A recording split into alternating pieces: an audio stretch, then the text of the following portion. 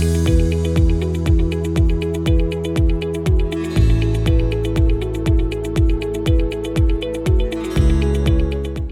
అండి. నేను మీ doctor MS Reddy, Kiran Hospitals, Karman Ghat, LB Nagar.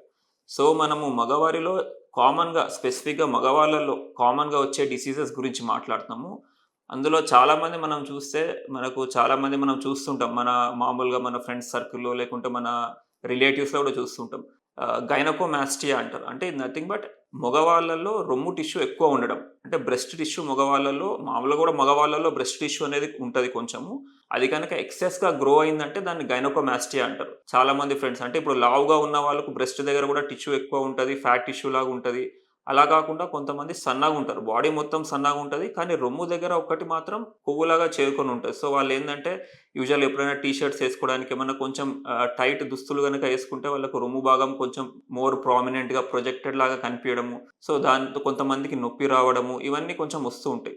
So, ఇది గనక ఉంది అనుకుంటే ఖచ్చితంగా ఒకసారి దాన్ని ఎగ్జామిన్ చేయించుకునేదుంటది. సో, ఇది కూడా బేసిక్‌గా ఏం చూస్తారంటే ఇందులో 2 రకాలుంటాయండి. మనకు బ్రెస్ట్ టిష్యూ డెవలప్ అయినప్పుడు మగవాళ్ళలో అది ఓన్లీ జస్ట్ ఫ్యాట్ టిష్యూవా?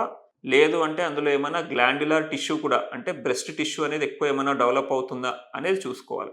ఒకవేళ ఉండాల్సిన దానికన్నా బ్రెస్ట్ టిష్యూ గనుక ఎక్కువ డెవలప్ అవుతుంది అనుకుంటే కొంచెం చూడ్డానికి ఇట్లా ఇప్పటిదాకా చెప్పినట్టు టైట్ దుస్తులేసుకున్నప్పుడు కొంచెం ఎక్కువ ప్రొజెక్టెడ్‌గా అనిపియడము, ఎక్కువ కొంచెం వికారంగా కనిపియడము, దాని నుంచి నొప్పి రావడము ఇలా ఉంటది. సో, ఇలా ఉన్నప్పుడు ఏం చేస్తారంటే యూజువల్‌గా ఒక బ్లడ్ టెస్ట్ అనేది చేయించుకోవాలి. సీరం ప్రొలాక్టిన్ లెవెల్స్ అనేది చేయించుకుంటారు. ఈ ప్రొలాక్టిన్ లెవెల్స్ కనుక మామూలు ఉండేదానికన్నా ఎక్కువ మరి ఎక్సెస్ లెవెల్స్‌లో ఉన్నాయి అనుకుంటే ఫర్దర్ ఇన్వెస్టిగేషన్స్ చేసేదుంటది. సో, మన ప్రొలాక్టిన్ అనేది బేసిక్‌గా పిట్యూటరీ హార్మోన్ అండి. పిట్యూటరీ నుంచి రిలీజ్ అవుతూ ఉంటది. సో, కొంతమందిలో అబ్నార్మల్ లెవెల్స్ ఆఫ్ ప్రొలాక్టిన్ ఉంటది. గైనకోమాస్టియా ఉంటది. వేరే సింప్టమ్స్ ఉంటాయి. సో, అలా ఉన్నప్పుడు ఖచ్చితంగా ఒకసారి మెదడుకు ఒకసారి స్కాన్ చేసుకొని ఏమన్నా పిట్యూటరీ అడినోమా లాంటివి ఏమన్నా ఉన్నాయా అనేది చెక్ చేసుకునేదుంటది. దీంతో పాటు మామూలుగా మనం చేసుకునే అల్ట్రాసౌండ్ చేయించుకుంటే మనకు రొమ్ములో ఉండేది నార్మల్ ఫ్యాట్ టిష్యూవా? లేకుంటే ఈ గ్లాండ్యులర్ టిష్యూ అని యూజువల్‌గా రేడియాలజిస్ట్ వాళ్ళు చెప్తారు.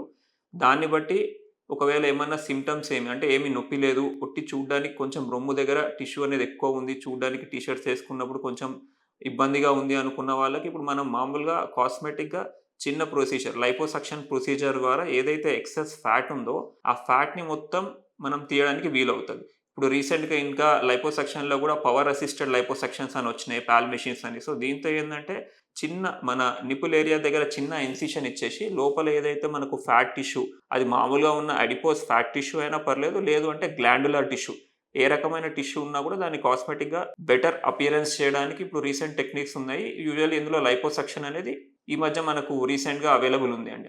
ఒకవేళ 10, 15 ఇయర్స్ బ్యాక్ కనుక చూసుకుంటే కొంచెం కోత కోసి నిప్పుల్ కింద ఏరియాలో కోత కోసి ఆ ఫ్యాట్ ఏదైతే ఉందో దాన్ని మొత్తాన్ని ఎక్సైజ్ చేసేవాళ్ళు. అంటే కట్ చేసి తీసేవాళ్ళు. ఇప్పుడు మనకు లైపోసక్షన్ అవైలబుల్ ఉంది కాబట్టి చిన్న ఇన్సిషన్ ద్వారా కాస్మెటికల్లీ బెటర్ రిజల్ట్స్ వస్తాయి. బ్లీడింగ్ కూడా మినిమల్ ఉంటది. ఇన్సిషన్ చిన్నగుంది కాబట్టి నేచురల్‌గా పెయిన్ కూడా చాలా తక్కువుంటది. సో, ఈ ప్రొసీజర్ ఎవరికైతే అవసరం ఉంటది, కాస్మెటిక్‌గా వెళ్ళాలి అనుకుంటున్నారు, లేదు అనుకుంటే ఏమైనా ఇబ్బందుంది, పెయినొస్తుంది అనుకున్న వాళ్ళకు ఈ ప్రొసీజర్ అనేది సజెస్ట్ చేయొచ్చు. అలా కాకుండా కొంతమందికి కొవ్వు టిష్యూయే అంటే ఫ్యాట్ టిష్యూ, అడిపోస్ టిష్యూయే ఎక్కువుంటాయి. సో, అలా ఉన్న వాళ్ళకి యూజువల్‌గా కొంచెం బరువు తగ్గితే ఈ రొమ్ము దగ్గర ఉన్న ఫ్యాట్ టిష్యూ కూడా కరగడం వల్ల జనరల్ బాడీలో ఫ్యాట్ కరిగినట్టు రొమ్ము దగ్గర ఉన్న ఫ్యాట్ కూడా కరగడం వల్ల నార్మల్ కాస్మెటికల్లీ బెటర్ షేప్‌లోకొచ్చే అవకాశం కూడా ఉంటది. Thank you.